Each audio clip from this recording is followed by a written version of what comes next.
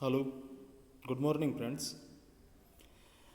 Today we'll see one more plant family, angiospermic plant family, called as palmy, or you can call it as Araceae. As I told you earlier, the plant family which are not having type genera, they are provided with one more correct name. So there are two names in plant family according to that rule: Palmy and Araceae. Palmy, there is no type genera, type genus like palm, like palma, anything. But for the name of Araceae, there is a type genus called as Areca and type species called as Areca catechu, सुपारी. हे तुमच्या समोर जे झाड दिसते डाव्या साईडला, सुपारी.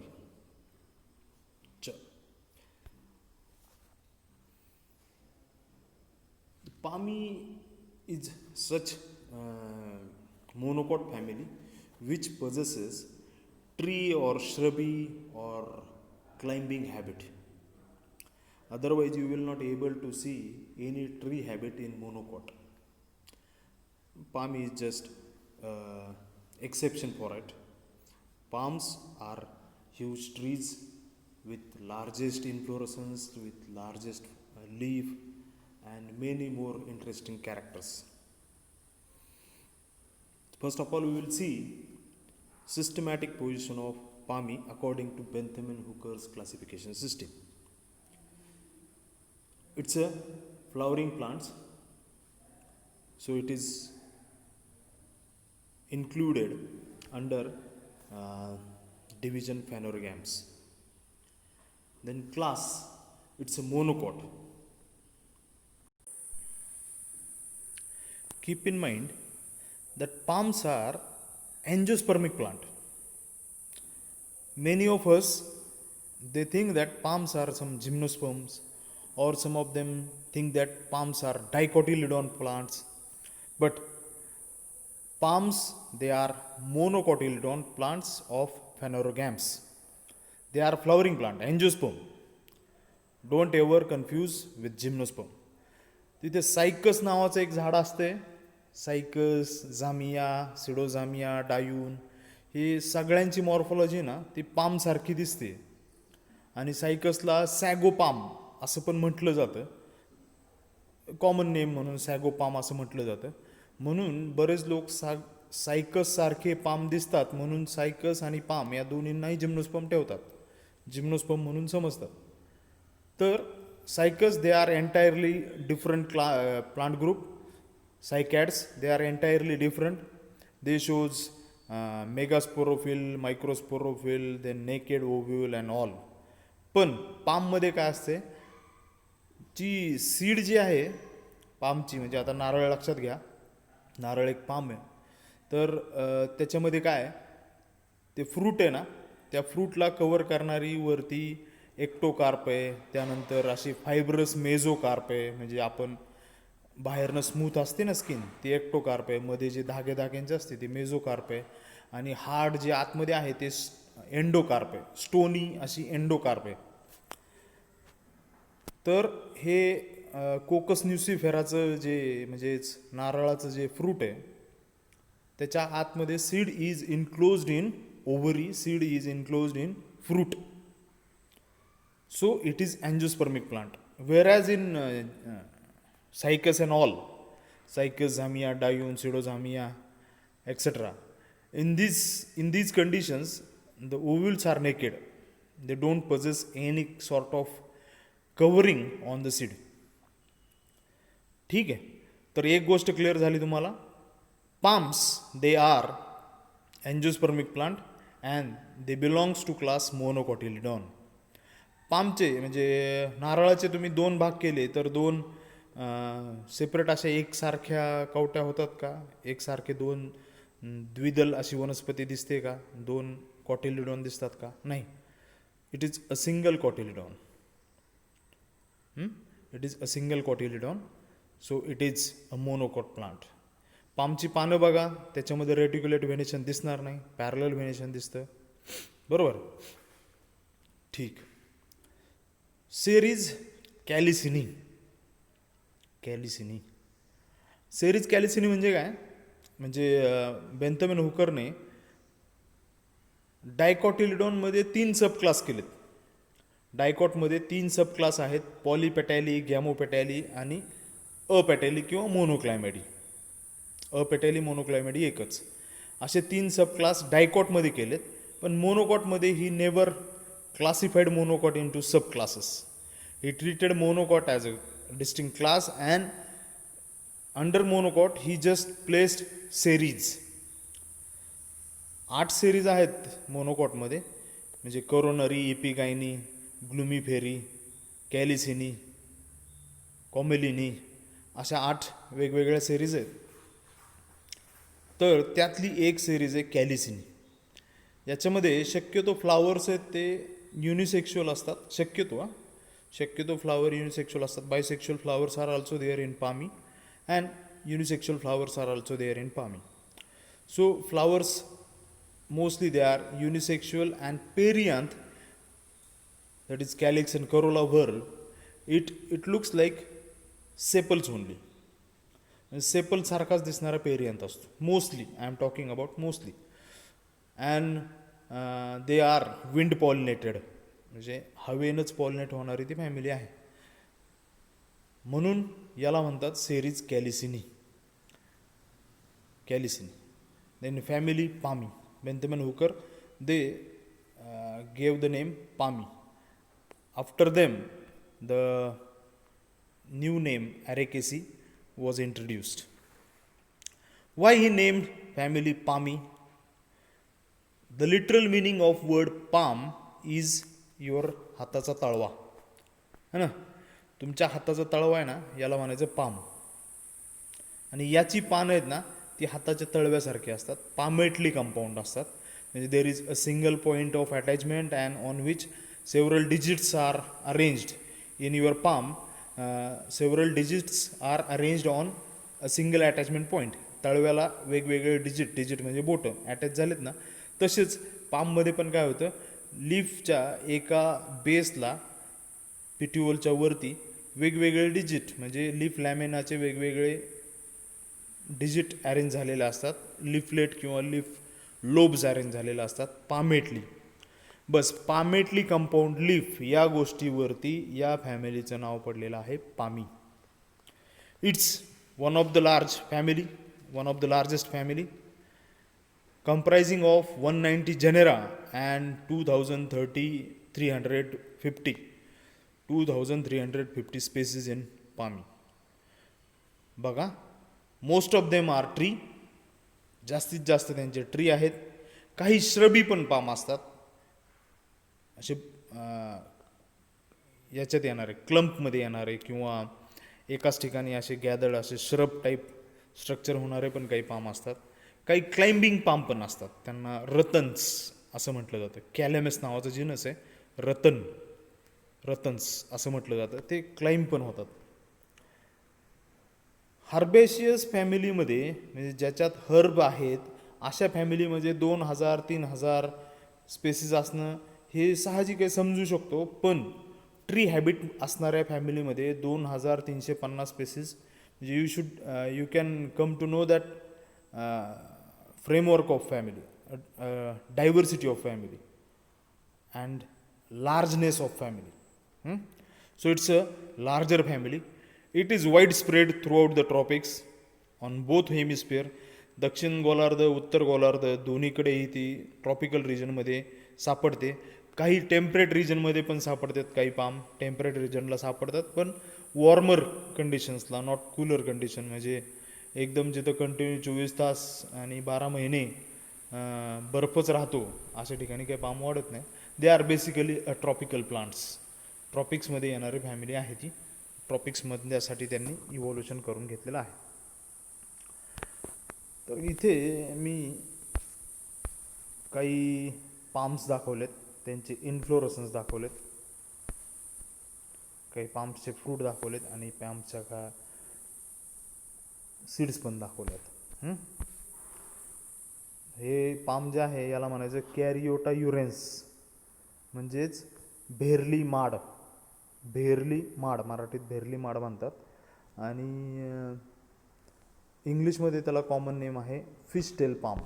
फिश टेल पाम माझ्याकडे अवेलेबल जो फोटो होता तोच मी इथं दाखवला आहे. याच्या लीफ ज्या आहेत ना फिशच्या टेलसारखे असतात, माशाच्या शेपटीसारखे लिफलेट्स असतात, म्हणून याला फिश टेल पाम म्हणतात. Now we'll see diagnostic features or silent features. How this family is different than other family. How this family is different from other families. They are woody. Woody means hard, sturdy. Shrubs or trees. And their trunks with scars of fallen leaves. आपली शिंदीचं झाड असतं, शिंदी किंवा शिंदड म्हणता तुम्ही त्याला, शिंदडीचं झाड, ज्याच्यापासून आपण झाडू तयार करतो, ज्याच्यापासून आपण वेगवेगळे पेय तयार करतो है ना, शीतपेय किंवा आंबट तुरट कडवट पेय, हे सगळे पेय तयार करणारे ताडीचं जे झाड आहे ते पण एक पाम आहे. आणि त्याच्या ट्रंकवरती you can easily observe the scars of remnant of fallen lives.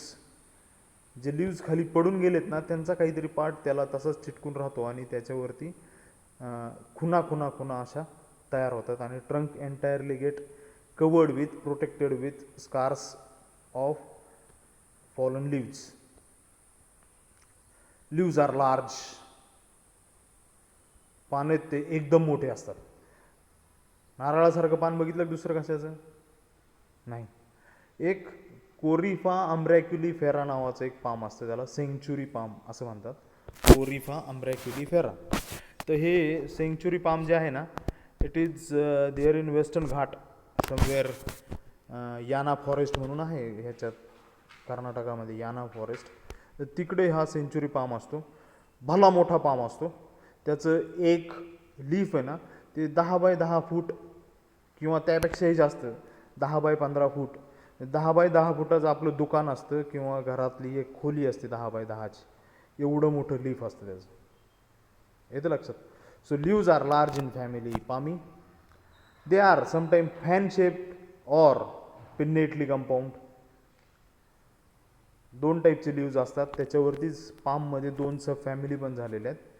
2 types of leaves are there. Palmately compound leaves are there and pinnately compound leaves are there. नारळाचं जे पान आहे it's a pinnately compound leaf, बरोबर. ताडीचं जे पान आहे शिंदी it's a pinnately compound leaf. पण एक ताडगोळा म्हणून असतोय बघा, ताडगोळा, ज्याचे ताडगोळे काढून आपण काळे काळे ते फोडून त्याच्या आतमधला जेलीसारखं जे एंडोस्पर्म आहे तो खातो. त्याला तुम्ही काय सांगता हे माहीत नाही मला, पण शक्यतो त्यांना ताडगोळे असं म्हटलं जातं. त्याचं नाव आहे बोरॅसस फ्रॅजेलिफर. बोरॅसस फ्रॅजेलिफर, ताडगोळा. तर ताडगोळ्याचं जर पान बघितलं तुम्ही तर it's a palmately lobed or palmately compound. It's a palmately lobed leaf. म्हणजे एकाच पॉईंट ऑफ अटॅचमेंटमध्ये वेगवेगळे लीफचे लोब निघतात. पिन्नेटली कंपाऊंड लीफमध्ये काय असते, इन्सिजन मिडरीपपर्यंत गेलेलं असतं आणि इन्सिजन मिडरीपपर्यंत जाऊन एका मिडरीपवरती वेगवेगळ्या पॉईंटला लीफलेट अरेंज झालेले असतात. So this leaf whatever you are able to see, this leaf is a pinnately compound leaf and this one is a palmately compound leaf. So 2 types of leaves are there. Then inflorescence is branched one, paniculate. Paniculate म्हणजे काय, branched raceme. Panicle means branched raceme and panicles means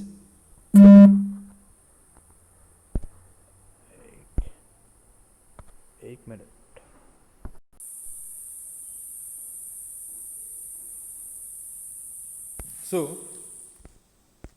sorry. The leaves are large, fan shaped. Inflorescence is paniculate, means branched inflorescence is there with spathe. स्पेथ म्हणजे काय असते तर इन्फ्लोरसन्सला cover करणारं एक vegetative structure असतं ज्याचा सेक्शुअल रिप्रोडक्शनमध्ये काही भाग नाही आहे, पण it protects inflorescence, it protects young flowers. Spathe म्हणजे आपलं शेवळ्याची भाजी खातो आपण, ते शेवळ्याचा तुम्ही इन्फ्लोरसन्स बघितलेला असेल तर फ्लावर असं असतात आतमध्ये एका ॲक्सिसवरती, आणि त्या पेडोंकलवरती असणाऱ्या फ्लावर्सला कव्हर करण्यासाठी एक मोठं स्ट्रक्चर तयार झालेलं असतं साईडला, ब्राऊन कलरचं किंवा चॉकलेटी कलरचं किंवा स्कारलेट रेड कलरचं, है ना. तर ते स्ट्रक्चर म्हणजे स्पेथ. याच्यामध्ये पण तसा स्पेथ असतो. हे जे बघा दिसतं इन्फ्लोरसन्स, हा इन्फ्लोरसन्स आहे आणि त्याच्यावरती एक यंग कंडिशनला प्रोटेक्ट करण्यासाठी हे स्ट्रक्चर्स तयार झालेले आहेत, यांना म्हणायचं स्पेथ. तर या फॅमिलीमध्ये असे स्पेथ असणारे स्पॅडिक्स नावाचे इन्फ्लोरसन्स कॉमन असतात. Compound spadix. Spadix is a inflorescence where inflorescence is covered by a protective covering called as spathe. Flowers are small, minute, not showy, and they are anemophilous. Major genera are Calamus. Calamus म्हणजे रतन. रतन नावाचा genus आहे हा, म्हणजे मराठीत त्याला रतन म्हणतात. कॅलॅमस. वेत असं पण म्हणतात, वेताची काठी नाही का मारायला आणतात कोणाला शाळेमध्ये विद्यार्थ्यांना वगैरे, तर ते कॅलॅमस असतं. ह्या कॅलॅमसमध्ये काय असतं, जो क्लाइम्बिंग हॅबिट असते त्या पामची, हे रेन फॉरेस्टमध्ये जेव्हा डेन्स फॉरेस्ट आहे ना अशा एरियामध्येच हा कॅलॅमस नावाचा जिनस येतो. तर तो कॅलॅमस दुसऱ्या झाडांवरती क्लाइंब होतो, नारळासारखीच पानं, पण ते दुसऱ्या झाडावरती क्लाइंब होत होत होत वरती चढतात, आणि त्याची काठी जर तुम्ही काढली तर त्याच्या काठीपासून आपण फर्निचर बनवू शकतो. वेताच्या काठीच्या चेअर किंवा टेबल्स वगैरे तुम्ही बघितलेले असतील बनवलेले. तर ही वेताची काठी थोडीशी गरम केली आणि आपल्याला हवे आहे अशा शेपमध्ये ती बेंड केली वेताची काठी, आणि त्यानंतर ती कूल झाली तर ती तशाच बेंड कंडिशनमध्ये राहते. म्हणजे अगदी आपण लोखंड पिघळवून जसं त्याला शेप देऊ शकतो ना, तसा या वेताच्या काठीला शेप देऊ शकतो, आणि ही प्रॉपर्टी फर्निचर बनवण्यासाठी खूप चांगली आहे. म्हणून Calamus is one of the largest genus, or it's the largest genus of family Palmi. Nearly 350 species are there. Bactris is the second largest genus, which is also calamoid, म्हणजे कॅलॅमस सारखाच असणारा आहे. पिनॅंगा हा पण एक मोठा जिनस आहे, आणि हा थोडासा हायर अल्टिट्यूडला येणारा जिनस आहे पिनॅंगा. भारतामध्ये पिनॅंगा डिक्सोनी, पिनॅंगा मानी अशा एक 3-4 स्पेसीस सापडतात, आणि ज्या एंडेमिक आहेत भारतासाठी, आणि जगामध्ये त्याच्या 120 स्पेसीस सापडतात. लिक्युला ग्रँडिस म्हणून भारतामध्ये एक ऑर्नामेंटल प्लांट असते, एक फॅन शेप्ड एंटायर लीफ असणारं, entire leaf, not lobed or not palmately compound, palmately veined entire leaf असं सुंदर दिसणारं प्लांट आहे, हे पण आहे. अरेका कॅटेच्यू म्हणजे सुपारी, ही आपल्या भारतात माहिती आहे. आणि फिनिक्स सिल्वेस्ट्रिस म्हणजे आपलं ताडीचं झाड. ठीक, now will see description. They are trees or shrubs, sometimes they are branched also, usually they are unbranched. Monocot आहे ना, मोनोकोटमध्ये you will not able to see branching. का? तर त्यांच्याकडे इंटर कॅलरी कॅम्बियमच नसतं. म्हणजे काय, त्यांचे व्हॅस्क्युलर बंडल आहेत ना, व्हॅस्क्युलर बंडल जे आहेत ते स्कॅटर्ड झालेले असतात. झायलेम फ्लोएम हे स्कॅटर्ड झालेले असतात, त्यामुळे कोजॉईंट कोलॅटरल कंडिशनमध्ये डायकॉटमध्ये जसा इंटर कॅलरी कॅम्बियम असतो किंवा झायलेम इंट्रा कॅलरी कॅम्बियम असतो, झायलेम आणि फ्लोएमच्या मधला जो कॅम्बियम असतो, त्या कॅम्बियममुळे ब्रँचिंग तयार होण्याची शक्यता असते किंवा तिथनं ब्रँचिंग इनिशिएट होऊ शकतं. याच्यात फक्त टर्मिनल कॅम्बियम असतो. ट्री ट्रंक आहे ना, तो एका क्राऊननं, लीफच्या क्राऊननं कव्हर झालेला असतो आणि वरतीच फक्त कॅम्बियम टिश्यू असतो, ज्याच्यामुळं त्याची ग्रोथ आहे ना ती अपायकल ग्रोथ कंटिन्यू होत राहते, ती ब्रँच होऊ शकत नाही. So you will not able to see any palm with branches. Branch असलेला पाम कधीच तुम्हाला बघायला भेटणार नाही. But rarely they are branched. हे समोर दिसतो ना, हा हायफिनी डायकोटामा नावाचा पाम आहे. हायफिनी डायकोटामा हा एंडेमिक पाम आहे, म्हणजे खूप दुर्मिळ पण आहे. हा अलिबागच्या समुद्रकिनाऱ्यावरती सापडतो. त्याचे अलिबागच्या समुद्रकिनाऱ्यावरती काहीतरी एक 18-19 झाडं आहेत अजून सर्वाईव्ह होणारी.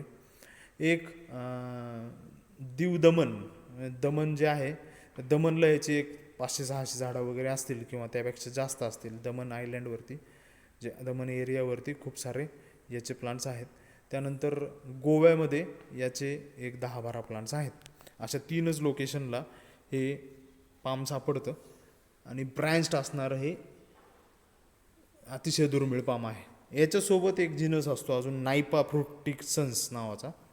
नायपा फ्रुक्टिसन्स नावाची एक स्पेसिस असते, ती मँग्रूव्ह स्पेसिस आहे. समुद्र किनाऱ्याला येणारा तो पाम आहे आणि तो पण ब्रँच असतो. पण त्याच्या ब्रँचिंग असतात, त्या ब्रँचिंग बेसपासनं, म्हणजे जमिनीच्या खालीच त्याला ब्रँचिंग तयार होते आणि ते वरती एक सॉलिटरी असं स्टेम बाहेर निघतं. याच्यात नायपा फ्रुक्टिसन्स मध्ये तसं होतं. आणि हा हायफिनी डायकोटामा जो आहे त्यामध्ये डायकोटामस ब्रँचिंग दिसते आणि वरती क्राऊन ऑफ लीव्ज असं दिसतं. अलिबागला अतिशय सुंदर झाड आहे ते. आपल्या ताडगोळ्यासारखीच त्याची पानं असतात. सुंदर झाड आहे, पण ब्रँच्ड असं स्पेसिस असते, हायफिनी डायकोटामा. The tree trunk, they are with prominent scars of fallen leaves, sometimes spiny due to modified leaves. Roots are exposed, fibrous, sometimes rhizomatous.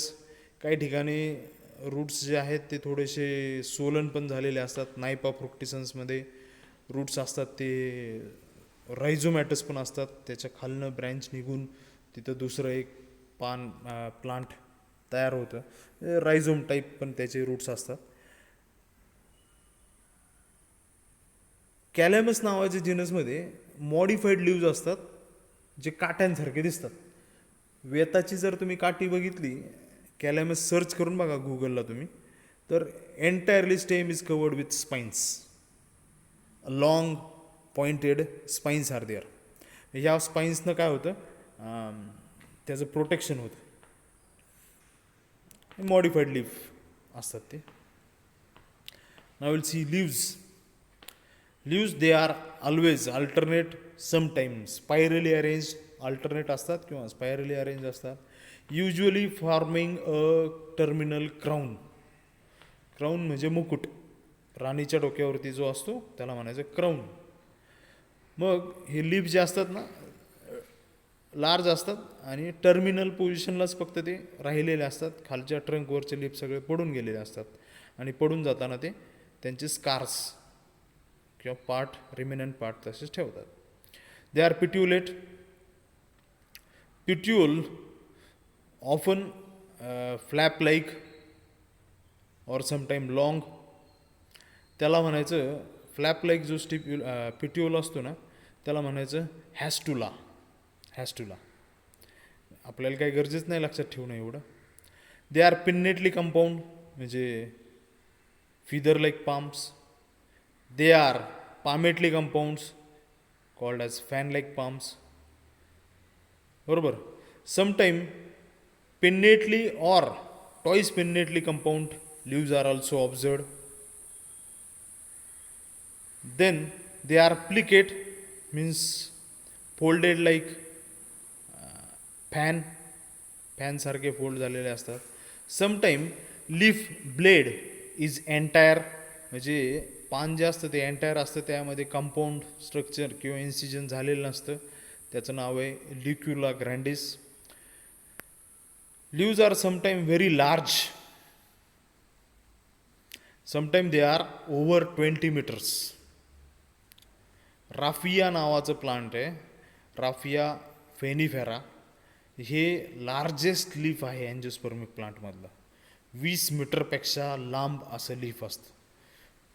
20 metre म्हणजे काय, 3.3 फूट, 3.3 फूट म्हणजे 1 मीटर.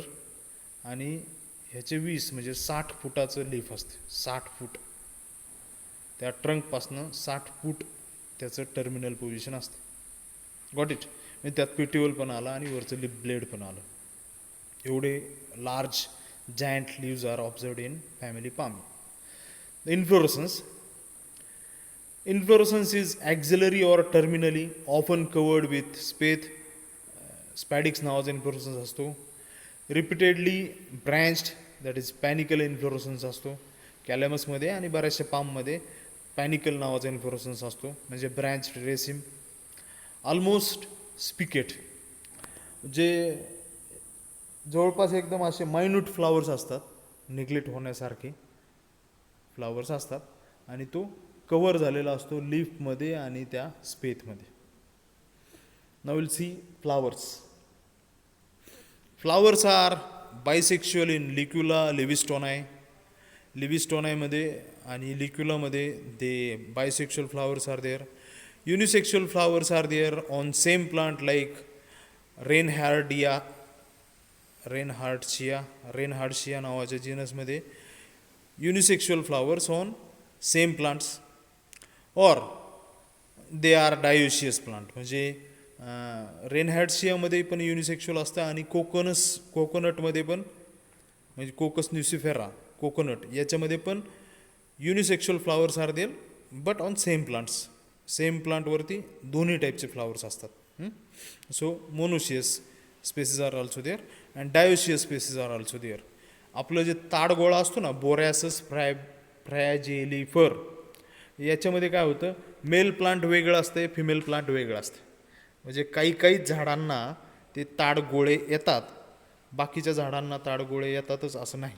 म्हणजे बाकीच्या झाडांना काय होतं, थोडंसं कॅटच्या टेलसारखं किंवा गाई म्हशीच्या शेपटांसारखे असे बरेचसे इन्फ्लोरसन्सच्या ब्रांचेस येतात, आणि त्याच्यावरती मेल फ्लावर्स अरेंज झालेले असतात. So male plant is different and female plant is different in case of Borassus, that is ताडगोळा. ठीक. Flowers are small, they are actinomorphic, that is regular.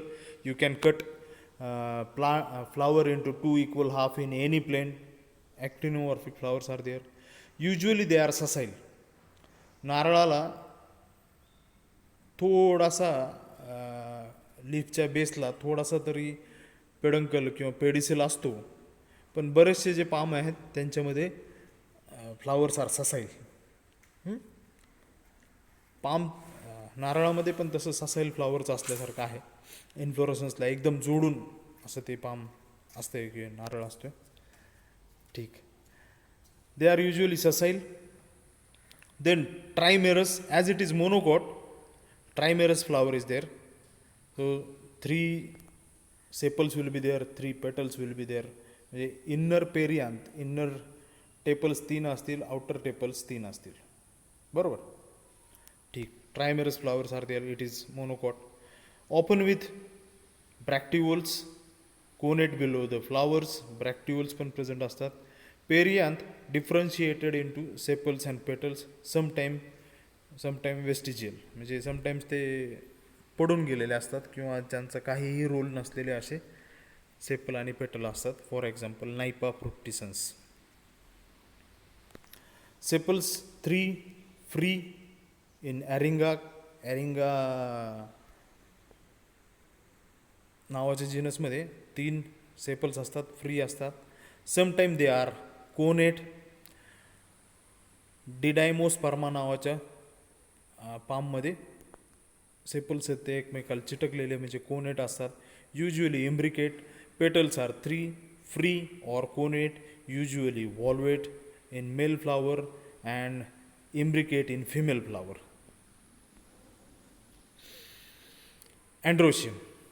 Androecium, usually with 6 stamen in 2 whorls. 3-3च्या 2 व्हर्लमध्ये हे 6 stamen असतात. Sometime the stamens are numerous. हव्विया नावाचा जिनस असतो किंवा रेन हार्टशिया नावाचा जिनस असतो, याच्यामध्ये numerous stamens are there in single flower. Rarely 3, नायपामध्ये फक्त 3 स्टॅमिन्स असतात. They are free rarely with connate filaments. नायपामध्ये कोनेट फिलामेंट्स असतात. नायपा एक इंटरेस्टिंग प्लांट आहे, समुद्राच्या काठी येणारं आणि युनिक प्लांट आहे. त्याची स्पेसिस भारतामध्ये पण सापडते. भारतातल्या ईस्टर्न सी कोस्टला ते नायपा फ्रुक्टिसन्स सापडतं. ईस्टर्न म्हणजे पश्चिम बंगालच्या उपसागरात तिकडे नायपा फ्रुक्टिसन्स सापडतं. आणि वेस्टर्न रिजन अंदमान निकोबार साईडला पण ते नायपा फ्रुक्टिसन्स नावाचं प्लांट असते. Mangrove palm it is there. Then anthers are bithecus, basifixed or sometimes dorsifixed. They are versatile also. Tears by longitudinal slit or apical floor. Pollen grains are usually monosulcate. आता हे काय असतं monosulcate? तुम्ही पॅलिनॉलॉजी शिकायला लागले ना, तुमच्या लक्षात येईल. पोर किंवा सल्केट किंवा कॉल्पेट असे पोलंग्रेनचा आउटर वॉल जे असते एक्झोस्पोरियम किंवा त्याला आपण एक्झाईन असं म्हणतो, तर त्या एक्झाईनवरती असे छिद्र असतात थोडेसे. पोलन ट्यूब जर्मिनेट होऊन त्याच्यातनं बाहेर निघण्यासाठी ऑर्नामेंटेशन असतात. जर ते गोल असतील तर त्याला पोरेट म्हणायचं, जे लेन शेप्ड असतील तर त्याला कॉल्पेट म्हणायचं. आणखीन काही शेपमध्ये ते वेगवेगळ्या शेपमध्ये ते पोर्स असतात. तर पाममध्ये they are monosulcate.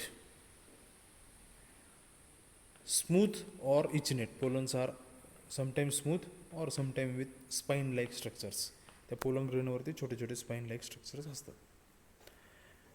Gynoecium with usually 3 carpels, free or united, only one fertile in phoenix. फिनिक्समध्ये एकच फर्टाईल कार्पेल असते. फिनिक्स सिल्वेस्ट्रिस म्हणजे समोर दिसणारं शिंदेचं झाड. फिनिक्स डॅक्टॅलॉइडिस म्हणजे डेट म्हणजे खजुरीचं झाड. हे खजुरीचं झाड आहे समोरचं, dactylifera. Placentation is axile, rarely parietal. Stigma usually terminal, sometime lateral. Okay. Fruit. They are single-seeded berry or drupe. Berry किंवा ड्रूप टाईपचे फ्रूट्स असतात, फक्त सिंगल सीडेड. मग बेरी सांगा, जी खजूर खातो ना आपण, इट्स अ बेरी. ज्याच्यामध्ये जी पेरिकार्प आहे, पेरिकार्प म्हणजे काय तर फ्रूटची जी वॉल असते ना ती 3 रिजनमध्ये डिवाईड होते. एक्झोकार्प, मेझोकार्प, एंडोकार्प. एक्टोकार्प, मेझोकार्प आणि एंडोकार्प 3 रिजनमध्ये डिवाईड होते. आंब्यामध्ये जे कातडं असतं ते एक्टोकार्प आहे, जो आपण गर खातो तो मेझोकार्प आहे, आणि जी कोय असते ती एंडोकार्प आहे. आणि या एंटायर स्ट्रक्चरला तिन्ही गोष्टीला म्हणायचं असतं पेरिकार्प. आता याच्यामध्ये पेरिकार्प जर फ्लेशी असेल तर त्या फ्रूटला म्हणायचं असतं बेरी, बरोबर. मग आपण जी डेट खातो, खजूर खातो, it's a berry type of fruit with single seed. आणि नारळ जो आहे त्याला म्हणायचं drupe. It is also a single seeded fruit with stony endocarp. Endocarp जे आहे ते कठीण आहे. नारळ आपण असं खजूर खाल्ल्यासारखी खाऊ शकतो का? नाही खाऊ शकत ना. नारळाच्या आतमधला एंडोस्पर्म खातो आपण, पांढरा पांढरा. तर ते स्टोनी एंडोकार्प असल्यामुळे त्याला ड्रूप टाईप ऑफ फ्रूट म्हणतात. एक्झोकार्प ऑपन फायब्रस और covered with reflex scales, seeds free और अधेरिंग टू एंडोकार्प. फ्री असतात काही वेळेस सीड्स, म्हणजे खजुरीचं जे सीड आहे ते फ्री आहे. आणि काही ठिकाणी एंडोकार्पला अटॅच झालेलं असतं, म्हणजे नारळामध्ये ते एंडोकार्पला अटॅच झालेलं असतं. Endosperm present, embryo small.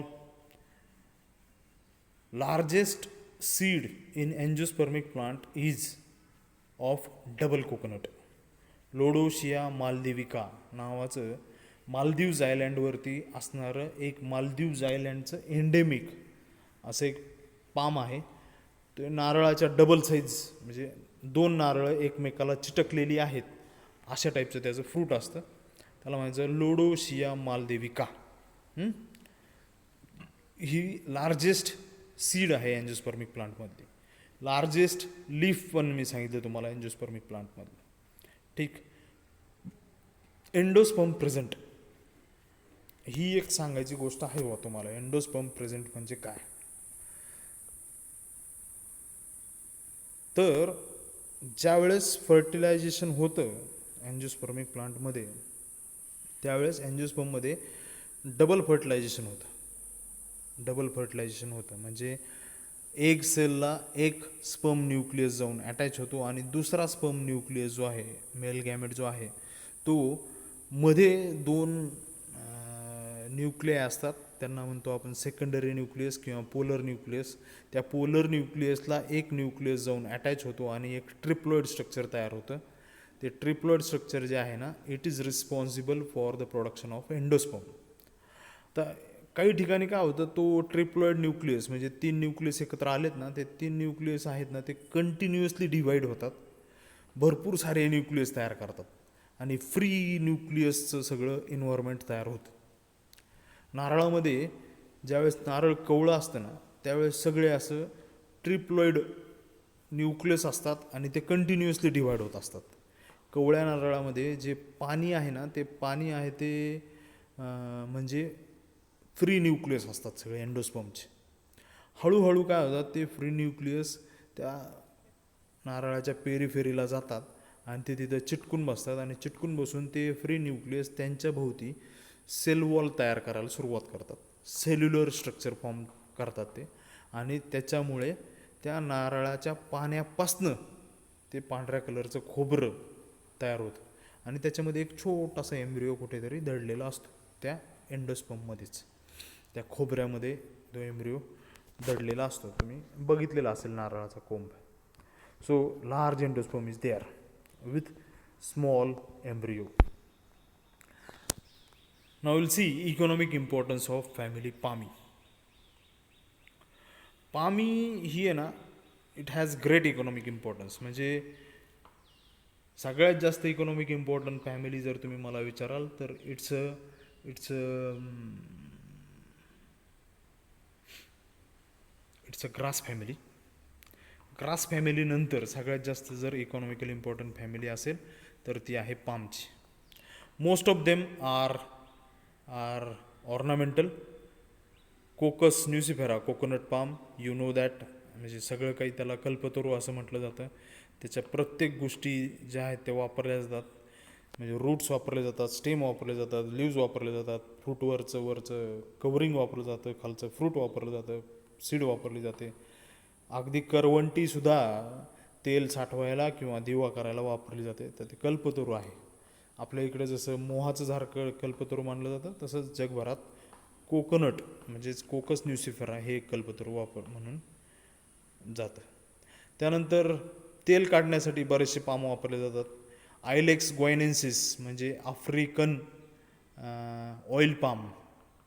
आपल्याकडे पाम तेल नावाचं तेल यायचं विकायला बघा. थोडंसं असं विस्कस असं तेल असायचं, जे कुपनवरती म्हणजे रेशनच्या दुकानामध्ये दिलं जायचं, विकलं जायचं 1-1 लिटरचा पाऊच पाम तेल. तर ते पाम तेल आहे ते आयलिस ग्वायनेन्सिस नावाच्या ट्रीपासनं तयार केलं जायचं, त्याच्या एंडोस्पर्मपासून तयार केलं जायचं.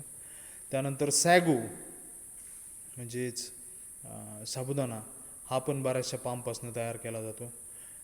मेट्रोझायलॉन, सागू म्हणजे सॅगो पाम असं पण म्हटलं जातं. अरिंगा, कॅरिओटा यांच्यापासून पण सॅगो तयार केला जातो. पाम वाईन म्हणजेच ताडी, टोडी म्हणतात त्याला इंग्लिशमध्ये, टोडी, ताडी, ही पण तयार केली जाते बोरॅसस नावाच्या झाडापासून किंवा कॅरिओटा युरेन्स किंवा फिनिक्स सिल्वेस्ट्रिस यांच्यापासून तयार केले जाते. बरेचसे पाम्स आहेत ते ऑर्नामेंटल म्हणून यूज केले जातात. म्हणजे समजा आपल्या कॉलेजमध्ये आहे ते रॉयल पाम आहे, रॉयल स्टेनिया रेजिया नावाचं रॉयल पाम आहे, किंवा आपल्या शेजारीच एक क्रायसोलिडोकार्पस ल्युटेसन्स नावाचं एक पाम आहे जे श्रब टाईपमधलं आहे. So they are ornamental. Licuala grandis ornamental. So many ornamental plants palms are there. Date is also palm, जे फिनिक्स डॅक्टेलिफेरा नावाचं प्लांट असते त्याच्यापासून डेट काढली जाते.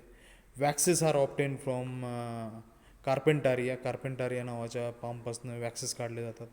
Second largest economically important plant family म्हणजेच Palmae. So these are some palms. Ecological, economical दोन्ही टाईपचे roles perform करतात पाम. रेन फॉरेस्टमध्ये येतात, दुष्काळात डेझर्टमध्ये येतात, वाळवंटात येतात. रेन फॉरेस्टमध्ये खूप साऱ्या पावसात येतात. दोन्ही हेमिस्फिअर, उत्तर गोलार्ध, दक्षिण गोलार्ध. श्रबी आहेत, ट्रीज आहेत, क्लाइंबर्स आहेत, हार्ड आहेत, स्टर्डी आहेत, ब्युटिफुल आहेत, इलेगंट आहेत. म्हणून पाम हे सगळ्यात जास्त इम्पॉर्टंट आहेत. So we will stop right now. Good day.